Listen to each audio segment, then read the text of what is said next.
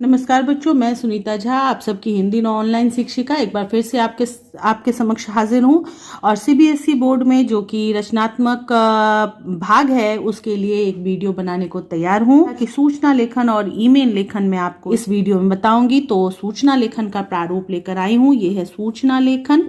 सूचना लेखन जो है उसमें हम लोग सबसे पहले क्या करते हैं कि विद्यालय जो प्रश्न लिखा होगा कि फलाने विद्यालय के आप सचिव हैं, सांस्कृतिक सचिव हैं या मुख्य हेड बॉय हैं या कप्तान हैं, जो भी हैं उस ओर से आपको ये सूचना लिखना है, या प्रिंसिपल है उस ओर से आपको सूचना लिखना है, या नगर निगम के अधिकारी हैं आपको ये सूचना देना है।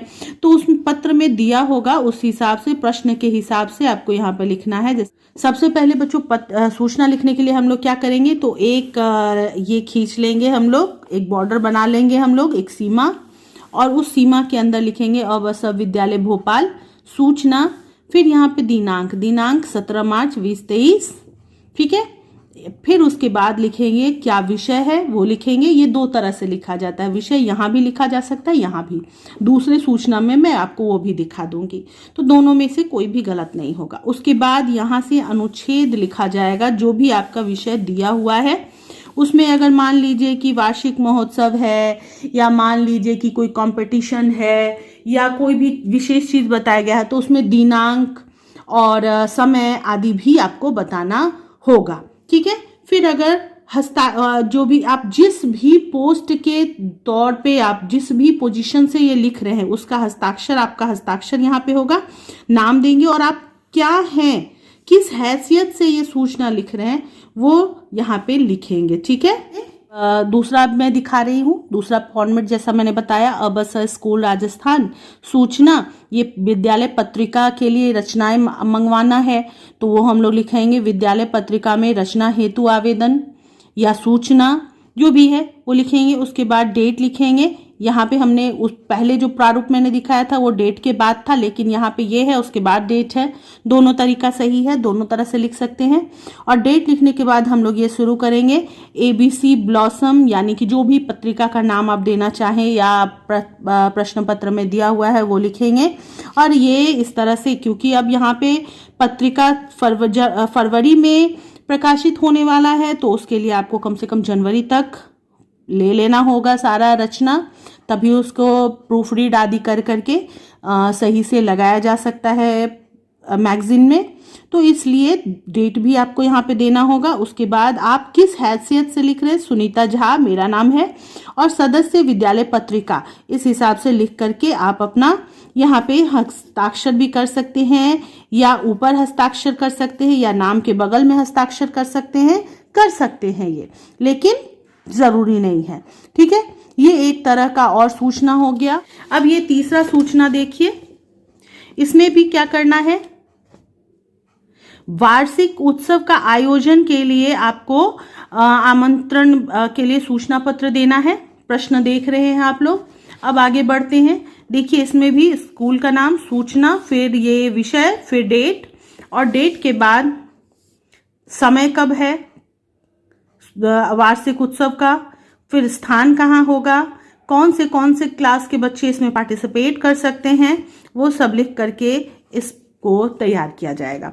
अब जिसका नाम है उसका साइन यहाँ पे किया हुआ है, और वो कौन से हैसियत से मंगवा रही है वो यहाँ पे लिखा हुआ है, ठीक है। ये देखिए इसमें थोड़ा सा यहाँ पे कट गया है, लेकिन फिर भी देखिए, अंतर विद्यालय निबंध लेखन प्रतियोगिता है, उसके लिए आयोजन किया गया है। और उसमें क्या करना है, विषय जो है प्रदूषण की समस्या है, और उसके लिए आपको छात्रों को आमंत्रित करना है। तो उसके लिए क्या करना है, स्कूल, सूचना, विषय, फिर डेट, और उसके बाद यहाँ पे लिखा हुआ है स्थान कहाँ है, कक्षा कौन से कक्षा के पार्टिसिपेट कर सकते हैं, प्रतियोगिता में हिस्सा ले सकते हैं, वो लिखा गया है। अब चूंकि प्रतियोगिता होगी 28 जनवरी को, तो 20 दिसंबर तक हमने ये सूचना लगाया है, और 1 जनवरी तक हमने मंगवा लिया है नाम, ठीक है। ये डेट का ध्यान रखेंगे। ये हो गए बच्चों सूचना। अब बारी है ईमेल की। ये देखिए ईमेल लेखन के लिए भी आपको क्या करना है, पहले एक बॉर्डर बना देना है। उसके बाद क्या करना है, टू यानी प्राप्तकर्ता का ईमेल पता। ये सिर्फ आप ये भी लिख सकते हैं हिंदी में भी, या इंग्लिश में टू CC BCC भी लिख सकते हैं, ठीक है। तो abc@gmail.com अपने हिसाब से कोई भी इमेजिनरी ईमेल आईडी देंगे, कोई नाम नहीं देंगे यहाँ पे।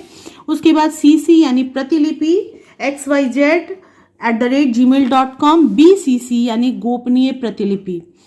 जब हम एक से ज्यादा लोगों को भेजने लगते हैं और किसी को पता ना चले कि किसको किसको भेजा गया है, तो ये ऐड किया जाता है। लेकिन जरूरी नहीं है कि ये आप लिखें ही, लिखते हैं तो बड़ी अच्छी बात है, लेकिन ये जगह तो कम से कम आपको देना होगा BCC, और फिर ये डैश दे करके आप छोड़ सकते हैं, ठीक है। उसके बाद फिर एक लाइन छोड़ के विषय देंगे, कौन से किस वजह से आप ये लिख रहे हैं। अब जैसे अवकाश के लिए हम लोग एक से ज्यादा लोगों को नहीं देंगे, तो ये लिखने की जरूरत नहीं है, ठीक है। सिर्फ BCC लिख करके ऐसे डैश दे करके छोड़ देंगे। विषय अवकाश हेतु, दिनांक, उसके बाद महोदय, फिर सविनय निवेदन, किस वजह से आपको अवकाश चाहिए। फिर यहाँ पे क्या करना है, आपको उनको धन्यवाद देना है। अतः उपरोक्त कारणों से आशा है कि आप मुझे अवकाश प्रदान करके मुझ पर कृपा करेंगे, धन्यवाद। एक लाइन छोड़ करके फिर भवदीय अवस, पत्र वाला ही तरीका इसमें भी होगा, ठीक है। मैं इसके भी कुछ उदाहरण आप लोगों को दिखा रही हूँ, ध्यान से देखिए और इनको समझने की कोशिश कीजिए। फॉर्मेट बस यही रहेगा, टू CC BCC, प्राप्तकर्ता का ईमेल पता, प्रतिलिपि, गोपनीय प्रतिलिपि। आप ये भी लिख सकते हैं और ये भी लिख करके कर सकते हैं अपना काम, ठीक है। BCC ना ही लिखें तो ज्यादा बेहतर होगा, ठीक है।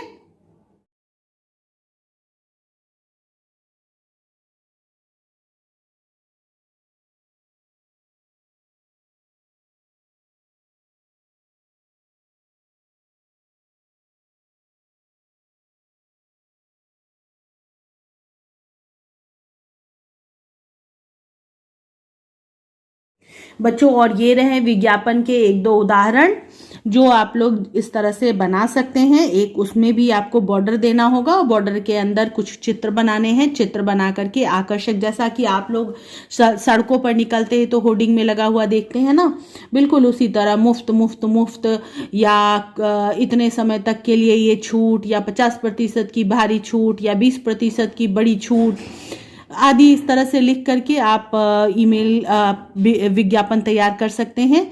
ये कुछ उदाहरण भी हैं और मुझे लगता है कि मैंने आप लोगों को रचनात्मक कार्य के लिए तो तैयार कर ही दिया है। तो फिलहाल इतना ही इस वीडियो में, और बहुत बहुत बहुत सारी शुभकामनाएं आपकी परीक्षाओं के लिए। फिलहाल इतना ही, बाय बाय, टेक केयर।